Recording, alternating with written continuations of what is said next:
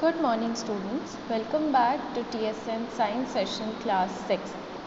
So we have completed this chapter, which is chapter 8, body movements, but we will discuss its notes today. So we have talked about movements. The ability of organisms to change positions by using their body part is called movement. जैसे कि organism अपना position change करते हैं with the help of their body parts is called movement. Then we have talked about skeleton system.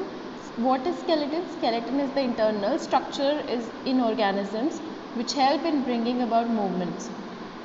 Skeleton internal structure होता है जो हमारे movement में help करता है. It forms a framework that gives the shape of the body and provides support to organisms. ये ऐसा framework form करता है, ऐसा अंदर का ढांचा बनाता है जिससे बॉडी का शेप बॉडी का शेप और उसको सपोर्ट प्रोवाइड करता है ऑर्गेनिजम्स को. The skeleton is made up of bones. जैसे कि हमारी हड्डियां हैं तो इट इज़ अ स्केलेटन. पूरा उसका जो पूरा फ्रेमवर्क है बोन्स का, it is a skeleton. Skeleton is made up of bones. Bones से बना हुआ होता है. Different kinds of bones are joined to each other in a particular manner. अलग अलग बोन्स एक स्पेसिफिक तरीके से जुड़ी हुई होती हैं, एक स्पेसिफिक फॉर्म में जुड़ी हुई होती है जिससे वो स्ट्रक्चर एक्चुअली बनता है. These joint facilitate various types of movements. ये सारे जॉइंट्स काफ़ी सारे मूवमेंट्स आपको प्रोवाइड करते हैं. जैसे हमारा एल्बो का हो गया, हमारा neck movement, shoulder movement, hip का movement, this movement, everything they facilitate these joints. Because of these joints we are able to move. In higher animals, bones, muscles and cartilage together makes the movement possible. काफ़ी जो छोटे organisms होते हैं उनमें कुछ में सिर्फ बोन्स होंगी, कुछ में सिर्फ मतलब कुछ ऐसे होंगे जिसमें सिर्फ मसल्स होंगी. पर जो हायर होते हैं, हायर ऑर्गेनिजम्स होते हैं, हायर एनिमल्स होते हैं, उनमें बोन्स होती है, मसल्स होता है एंड कार्टिलेज होता है. ये तीनों मिलकर हमारा मूवमेंट प्रोवाइड करवाते हैं. अब हम आ गए मसल्स पे. What are muscles? Muscles are a part of body that help in bringing about movement.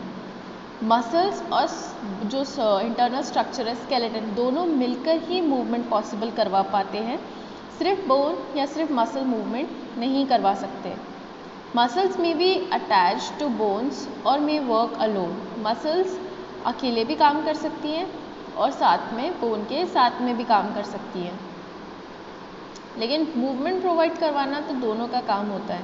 Majorly bones और मसल्स दोनों वर्क करते हैं, but muscles some time muscles can work alone also. Now we have came to cartilage. Part of skeleton that is not hard as bone and can be bend is cartilage. ऐसी चीज़ जो हमारे skeleton में जो bones होती हैं वो actually hard होती हैं, बट ये जो कार्टिलेज होता है ये होता स्केलेटन का पार्ट है, but it is a bit soft and it can bend. They are found in the upper part of the ear, the tip of the ear and at the tip of the long bones. Cartilage कहाँ कहाँ actually में होती हैं, कहाँ कहाँ हम उन्हें मतलब कहाँ कहाँ हम उन्हें फील कर सकते हैं बेसिकली. तो अपर पार्ट ऑफ ईयर, हमारा जो कान है उसके ऊपर का part. The tip of the nose, हमारे जो नोज़ की टिप है जो एक्चुअली में यूँ मूव कर सकती है, but it is a bit hard. And the tip of the long bones, जो लॉन्ग बोन्स होती हैं उसका tip. Now we have talked about bones and muscles, but the main thing which help us to do the movement is joints. Because of if joints will be not there, then there will be no movement. It will be a long stick. Even you can't even move your hand, your fingers, nothing. So joints are very important. Joints are the points where the two parts of the skeleton are fixed together to make movements possible. Joints are some points. ऐसा कुछ हमारी bones या हमारे structure में ऐसे points होते हैं जहाँ पे दो स्केलेटन के पार्ट या दो बोन्स कह सकते हैं, तो बोन्स वो मिलती है and fit together to make movements. इस तरीके से जैसे हमारा ये वाला जो जॉइंट है, it is a socket and it is a ball kind of a thing. This socket and ball actually fit together and then it will provide a movement.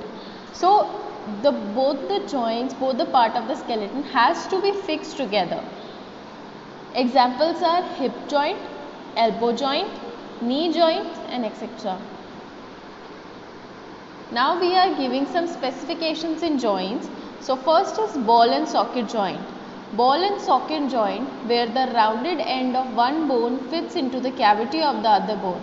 Ball and socket जैसे मैंने अभी discuss किया, एक socket type होता है rounded area और उसके अंदर एक बोन फिट हो रखी होती है उसकी कैविटी में. उसके जो ये कैविटी बनी हुई है, ये जो गैप बना हुआ है, इसके अंदर ये एकदम फिट हो जाता है. दोनों फिट होने के बाद मूवमेंट प्रोवाइड करते हैं.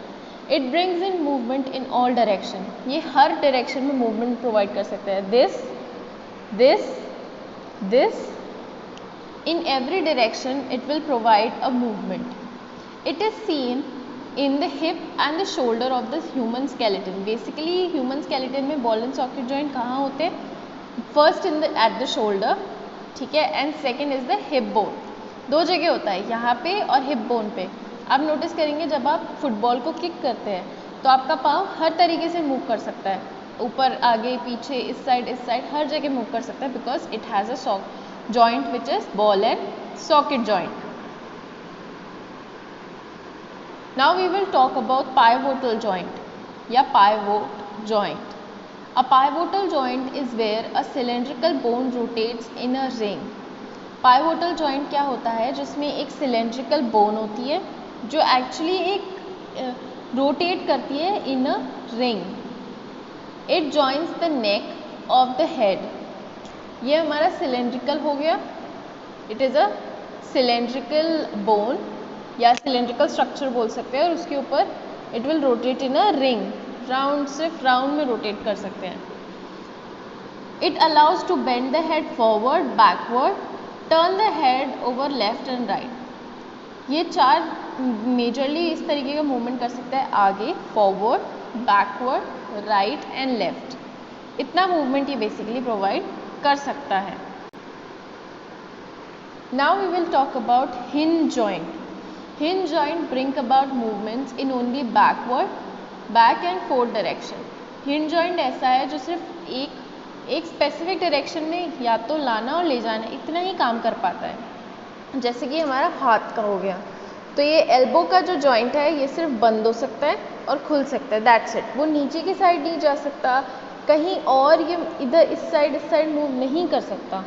सिर्फ ये एक शोल्डर की तरफ आ सकता है और शोल्डर से दूर जा सकता है. This is the only movement that we can have with our elbow और आर नीज. जो हमारा घुटना है, या तो हम उसे फोल्ड कर सकते हैं या उसे पूरा खोल सकते हैं. This is the two movements that we can do with our elbow and knees. The joint here is called hinge joint. We have ball and socket joint, pivotal joint and hinge joint. Please remember this like the way I am telling you. Now we will talk about fixed joints. Fixed joints are immovable joints because the bones are joined together. Such bones are found in skull. Now if you will see a structure of a skull, it will have some patches. आपको कुछ ऐसे lines दिखेंगे अगर आप skeleton का skull का जो अगर डायग्राम या एक्चुअली में स्कल देखेंगे लाइव तो आपको ये चीज़ पता चलेगी कि it's has some lines. Actually में एक बोन दूसरी बोन से जुड़ी हुई है. अगर बोन जुड़ी हुई नहीं होती तो we will not have this structure of our head. So to make this structure और to provide the support to our brain, it requires some strong bones and one bone is connected to other, like maybe in this they have some specific structures to join. So ये जो जुड़ता है ये इस तरीके से जुड़ेगा, या तो ऐसे या जो भी इसका जुड़ने का तरीका है हेड में हर बोन का अलग अलग होगा, हर बोन अलग अलग तरीके से ज्वाइन होगी एंड इस तरीके का कुछ स्ट्रक्चर या कुछ ऐसा बनाया जाएगा जो कि फिक्स जॉइंट रहता है. एक बोन दूसरी बोन से कनेक्टेड इस तरीके से रहेगी that it can not move, वो मूव ही नहीं कर पाएगा.